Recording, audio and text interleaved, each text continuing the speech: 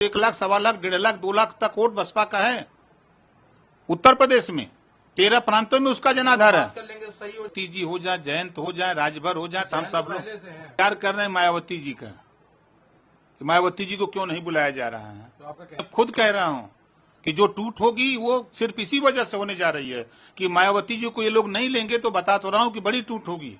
मायावती जी आ जाएं, मायावती जी आ जाएं तो मैं तो तैयार हूँ। हमें तो अपनों ने लूटा, गैरों में कहां दम था। नमस्कार, स्वागत है आप सभी का एटीएन समाचार पर। मैं कौशल मिश्रा। एक चाचा भतीजे का विवाद चूंकि काफी सुर्खियों में रहा पहले से ही यूपी में, और बड़े ही मशक्कत के बाद आखिरकार वो विवाद सुलझा। और उसके बाद में एक महाराष्ट्र में एक नया विवाद शुरू हो गया चाचा भतीजे में। जी हाँ, मैं शरद पवार और अजीत पवार की बात कर रहा हूँ। इस चाचा और भतीजे का ऐसा विवाद चला कि रातों रात जो भतीजे हैं वो महाराष्ट्र के उप मुख्यमंत्री बन गए। रातों रात भाजपा का दामन थाम लिया और उप मुख्यमंत्री की एक सौगात मिल गई। खुद तो गई, बल्कि साथ में अपने साथ जो है अनेक मंत्रियां भी ले गए कई। अब सवाल यह कि लोकसभा के चुनाव में अधिक समय नहीं बचा है, चंद महीने बचे हुए हैं। चंद महीने के बाद में लोकसभा के चुनाव होने वाले हैं और इसकी तैयारी भारतीय जनता पार्टी पूरी तरह से कर चुकी है। उसने कमर कस ली है और इसकी तैयारी में वो जुट भी चुकी है। लेकिन जो विपक्ष एक तरफ महागठबंधन की बात कर रहा है, इस विपक्ष की पटना में कुछ दिनों पहले एक मीटिंग होती है।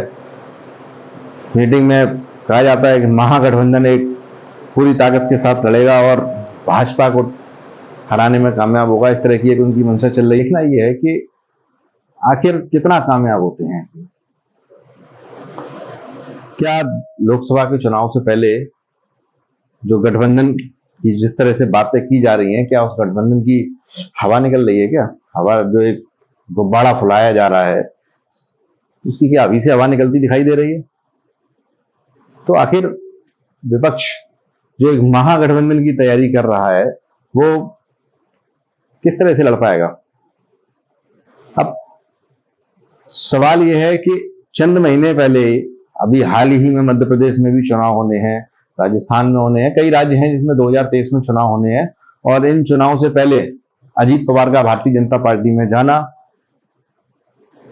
उप मुख्यमंत्री बनना। कब तक रहते हैं उप मुख्यमंत्री, इससे आगे का भी कोई दायरा मिलता है क्या? ये तो बहुत जल्द पता चल जाएगा, वक्त बताएगा, क्योंकि चुनाव जो है वो काफी अधिक समय नहीं बचा है। अब इसके बाद में सवाल ये उठता है कि उत्तर प्रदेश में अब क्या यहां से शुरुआत होने वाली है। क्या उत्तर प्रदेश में भी ये कुछ संकेत मिल रहा है? यहां से जो महाराष्ट्र में हुआ है, ऐसा कुछ उत्तर प्रदेश में भी देखने को मिलेगा। दरअसल ये मैं इसलिए कह रहा हूं कि आज यूपी राजभर ने एक आरोप लगाया है। आरोप कहें या ये कहें कि सीधा उन्होंने एक बयान दिया है। उस बयान में कहा है कि बहुत जल्दी अखिलेश यादव के साथ भी होना है, समाजवादी पार्टी के साथ भी होना है। जो सीटें थी इस बार वो भी नहीं बचा पाएगी समाजवादी पार्टी। ओपी राजभर का कहना है कि अखिलेश यादव की पार्टी के, समाजवादी पार्टी के से कई नेता हैं जिनका कांटेक्ट ओपी राजभर से है, यानी उनकी बातचीत चल रही है आपस में, और वो कभी भी छोड़ के जा सकते हैं समाजवादी पार्टी को।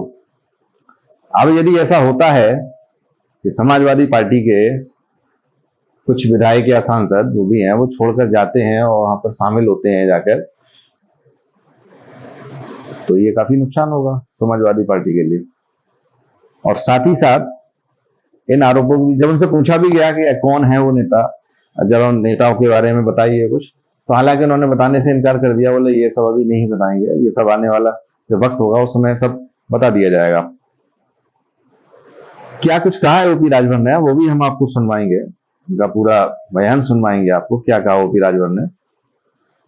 लेकिन उससे पहले यदि आपने हमारे चैनल को सब्सक्राइब नहीं किया है तो हमारे चैनल को सब्सक्राइब करें, लाइक करें, खबर शेयर करें, और आप भी अपनी राय बताएं कमेंट बॉक्स में जाकर कि आपकी राय क्या है। आपको क्या लग रहा है कि 2024 से पहले जो गठबंधन बनाया जा रहा है, क्या ये गठबंधन भारतीय जनता पार्टी का जो विजय रथ है उसको रोकने में कामयाब होगा, या फिर एक बार फिर से कहा जाए कि मोदी सरकार फिर से आने वाली है एक बार।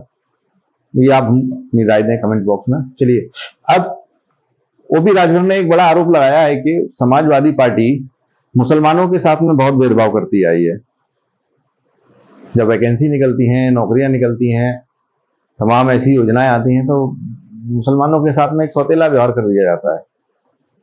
हमेशा डराती रही है कि भारतीय जनता पार्टी आएगी और आपको परेशान करेगी, आपको सताएगी, आपको खा जाएगी। तो इस तरह से डरा के वोट लिया गया है मुसलमानों का। कभी उनको मुख्यमंत्री क्यों नहीं बनाया? कभी भी आपके पास मौका था, ओपी राजभर का कहना है। आपने मुसलमान चेहरा कभी क्यों नहीं दिया? मुसलमान को कभी आपने मुख्यमंत्री क्यों नहीं बनाया? क्योंकि आपने उनका सिर्फ इस्तेमाल किया है। मायावती पर बोलते नजर आए, बोले कि मायावती को यदि प्रधानमंत्री पद के लिए घोषित कर दिया जाता है तो हमारा पूरा समर्थन रहेगा मायावती के साथ में। अब ऐसे में क्या कयास निकाले जाएं,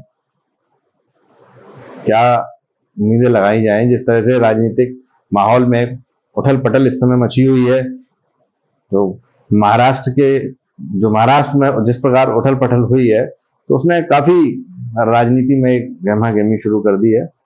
और उत्तर प्रदेश में क्या होगा, बिहार में क्या होगा, ये तो धीमे धीमे आने वाले समय में पता चल जाएगा, क्योंकि महाराष्ट्र की भी किसी ने कल्पना नहीं की थी।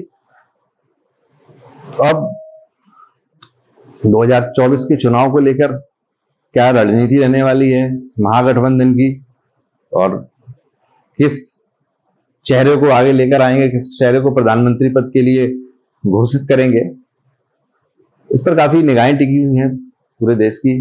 और मुझे लगता है जल्द इस पर महागठबंधन को भी फैसला दे देना चाहिए, लेकिन ऐसा लगता नहीं है कि ऐसा कुछ होने वाला है। चेहरा देंगे भी या बिना चेहरा के ही चुनाव लड़ेंगे, ये तो महागठबंधन ही बता सकता है और आने वाला वक्त बताएगा।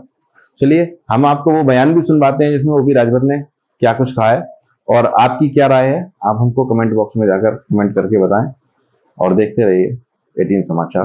धन्यवाद। समाजवादी पार्टी के कई विधायक और सांसद दल छोड़ करके कुछ लोग सरकार के विस्तार में शामिल होना चाहते हैं कि सरकार का विस्तार, उसमें अगर हमको शामिल कर लिया जाए तो शपथ लेते हुए आपको दिखेंगे। कई लोग हैं कि जो लोकसभा का टिकट चाहते हैं, वो दिल्ली से लेकर लखनऊ तक अपना जुगाड़ बैठाए हुए हैं।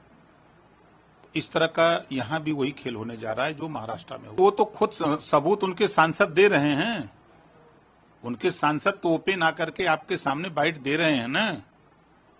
और कौन सांसद क्या कह रहे हैं? अरे उनके दो सांसद आगे नाराजगी जता रहे हैं अपने नेता के ऊपर। किस चीज पे? अब आप नहीं देखे, उसको लगता है रवैया है सरकार का, जो रवैया रहा है अखिलेश जी का, उस रवैया से वो नाराज है। और लोग अपना भविष्य देख रहे हैं कि यहाँ अब भविष्य नहीं है, इस नाते कि अब मुसलमान चार खेमे में हो गया, बीजेपी के भी साथ हो गया।